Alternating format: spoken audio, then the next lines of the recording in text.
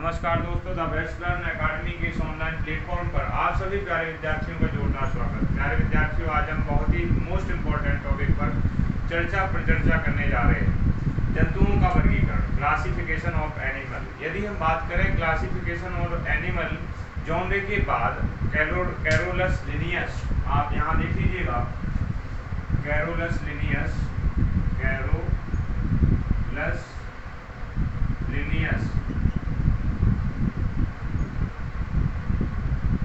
इन्होंने द्विनाम पद्धति, Carolus Linnaeus ने जंतुओं की वर्गीकरण संबंधी द्विनाम पद्धति दी,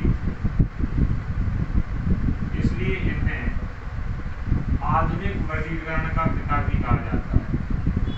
आधुनिक वर्गीकरण का पिता भी कहा जाता है। फिर इसके बाद यदि हम बात करें कि ये आपने कैरोलस लिनियस देख लिया है, कैरोलस लिनियस ने द्विनाम पद्धति दी, ये भी आपका बहुत ज्यादा एग्जाम में पूछा जाता है। या आधुनिक वर्गीकरण के पिता किसे कहा जाता है, ये भी आपको याद रखना है। तो कैरोलस लिनियस को आधुनिक वर्गीकरण का पिता भी कहा जाता है। इसके बाद यदि हम बात करें कि ये जो आपका जंतुओं का वर्गीकरण होने वाला है, ये कोशिकीय विभाजन के आधार पर है। एक कोशिका और बहुकोशिका, यूनिसेलुलर और मल्टीसेलुलर के बेस्ड पर ये स्टोरर व यूसिंजर के अनुसार वर्गीकरण के बारे में चर्चा करेंगे। ये जो आप वर्गीकरण देख रहे हैं, वैज्ञानिक का नाम लिख लीजिएगा, स्टोरर व यूसिंजर के अनुसार ये ओवरऑल आप क्लासिफिकेशन को देखेंगे व समझेंगे। यदि हम बात करें प्रोटोजोआ जो है, प्रोटोजोआ क्या होता है, तो प्रोटोजोआ का यदि हम बात करें, इसकी ज्वाइनिंग करके देखते हैं। प्रोटो आपका वर्ड है, प्रोटोज जो वर्ड है, इसका मतलब होता है फर्स्ट। क्या होता है? फर्स्ट। और जून का मतलब होता है एनिमल। क्या होता है दोस्तों? एनिमल होता है। इसको आपको समझना होगा। प्रोटोज का मतलब होता है फर्स्ट और जून का मतलब होता है एनिमल। जो आपका प्रोटोजोआ संघ है, ये एक कोशिकीय होता है। जो प्रोटोजोआ संघ होता है वो एक कोशिकीय होता है। यदि हम बात करें शब्द के प्रयोग की, कि प्रोटोजोआ शब्द का प्रयोग सर्वप्रथम किसने किया, तो सर्वप्रथम जो प्रोटोजोआ शब्द का प्रयोग है वो गोल्डफस ने 1820 में किया। गोल्डफस ने 1820 में प्रोटोजोआ शब्द का प्रयोग किया।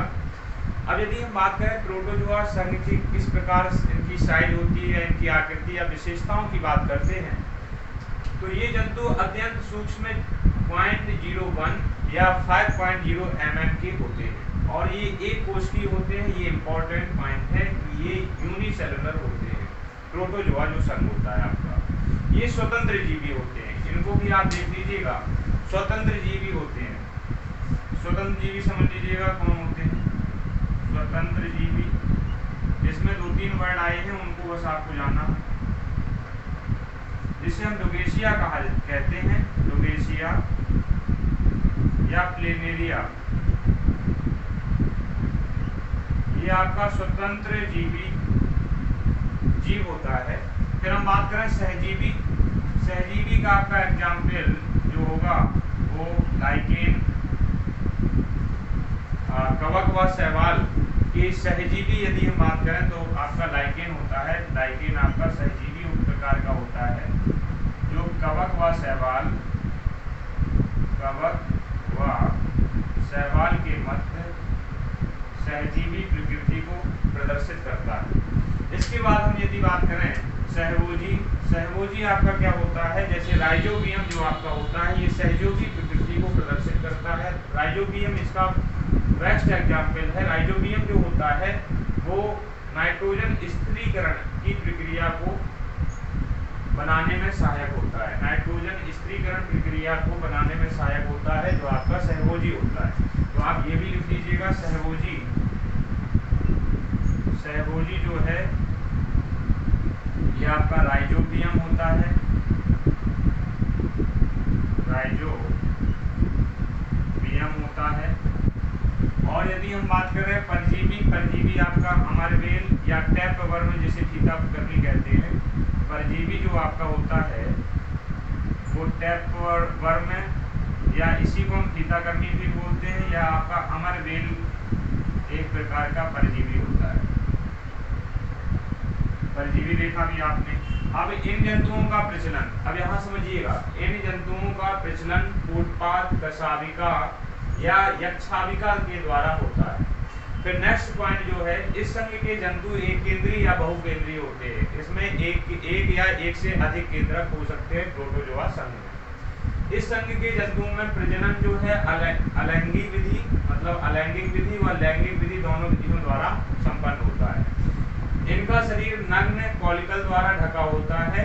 कुछ जंतु कठोर खोल में बंद रहते हैं। जो आपका प्रोटोजोआ संघ होता है वो कॉलिकल एक ऐसा आवरण होता है जिससे उनका पूरा शरीर ढका होता है। अब हम बात करें इनके एग्जाम्पल की, तो अमीबा, एंटअमीबा, जो एंटअमीबा और हिस्टोलिका है, ये देखिए पूरे सारे एग्जाम्पल होंगे, अमीबा, एंटअमीबा और अमीबा कोलाई, यूग्लिना, और यूग्लिना को हरा प्रोटोजोआ भी कहा जाता है, ये भी आपको याद रखना है। यूग्लिना को क्या कहा जाता है? हरा प्रोटोजोआ भी कहा जाता है, ये आपको याद रखना है। यदि हम बात करें किसकी, आपकी एंटअमीबा की और हिस्टोलिका की, इन दो वर्डों को देखना है। इनका संक्रमण मनुष्य में 30 से 40 वर्षों तक बना रहता है। इनका जो संक्रमण होता है एंटअमीबा और अमीबा का, मनुष्य में 30 से 40 वर्ष तक मनुष्य में संक्रमण बना रहता है। ये याद रखना है आपको, बहुत ही महत्वपूर्ण पॉइंट है कि एंटअमीबा और हिस्टोलिका का जो संक्रमण होता है वो मनुष्य में कितना 30 से 40 वर्षों तक बना रहता है। और यूग्लिना को, ये मोस्ट इंपॉर्टेंट पॉइंट है, ये याद रखिएगा आप लोग कि ये आपका जो पॉइंट होने वाला है ये वेरी मोस्ट इंपॉर्टेंट पॉइंट होगा। यूग्लिना को आपका हरा प्रोटोजोआ भी कहा जाता है। इसके बाद हम पॉरीफेरा संघ को देखेंगे। पॉरीफेरा संघ ग्रीक भाषा के दो शब्दों से मिलकर बना है। पोरोज का मतलब पोर और फेरर का टू बियर से मिलकर बना होता है। इसका जो अर्थ होता है वो छिद्रक धारक होता है। यानी हम ये कहें कि जो पॉलीफेरा संघ होता है ये बहुकोशिकीय मल्टी सेलुलर होता है और इसमें अनेक छिद्र पाए जाते हैं, असंख्य छिद्र होते हैं। यदि हम बात करें, इसका अर्थ छिद्र धारक होता है। इस संघ में आने वाले जंतुओं को साधारणतः स्पंज कहा जाता है। मतलब जो पॉलीफेरा संघ होगा वो आपका, इस संघ में जो जंतु आएंगे उनको स्पंज कहा जाएगा। ये बहुकोशिकीय जलीय जीव होते हैं और ये चट्टान या किसी ठोस पदार्थ पर रहते हैं। जो पॉलीफेरा संघ के जंतु होते हैं वो चट्टान या किसी ठोस पदार्थ पर रहना पसंद करते हैं। इनकी आकृति अनियमित व बेलनाकार अंडाकार शाखीय प्रवृत्ति होती है। नेक्स्ट यदि हम बात करें, ये द्विलिंगी होते हैं, मतलब ये द्विलैंगिक इनमें प्रक्रिया पाई जाती है और इनमें पुनरुद्भवन की क्षमता भी पाई जाती है। जो पॉलीफेरा संघ होता है इनमें पुनरुद्भवन की क्षमता पाई जाती है। और फिर दूसरा पॉइंट क्या है, पुनरुद्भवन की प्रक्रिया को समझ लो कि ऐसी प्रक्रिया जिसकी खंड खंड भी कर दी जाए, फिर से उनका निर्माण हो जाए, प्रत्येक खंड से एक जीव का निर्माण हो जाएगा, उसे हम पुनरुद्भवन प्रक्रिया कहेंगे। इनमें प्रजनन अलैंगिक व लैंगिक दोनों प्रकार का होता है तथा निषेचन आंतरिक होता है। जो फर्टिलाइजेशन प्रोसेस होती है वो इंटरनल होती है। यदि हम बात करें, इनके शरीर में संवेदी तंत्रिकाएं नहीं पाई जाती है। जो सेंसरी आपकी नर्व्स हैं, सेल्स हैं, वो नहीं पाई जाएंगी। और इनमें भोजन का पाचन अंतःकोशिकीय द्वारा होता है। इसके एग्जाम्पल यदि हम बात करें तो साइकन, मायोनिया और आपका स्पंज, ये आपके बेस्ट एग्जाम्पल होंगे पॉलीफेरा संघ के। Thank you so much.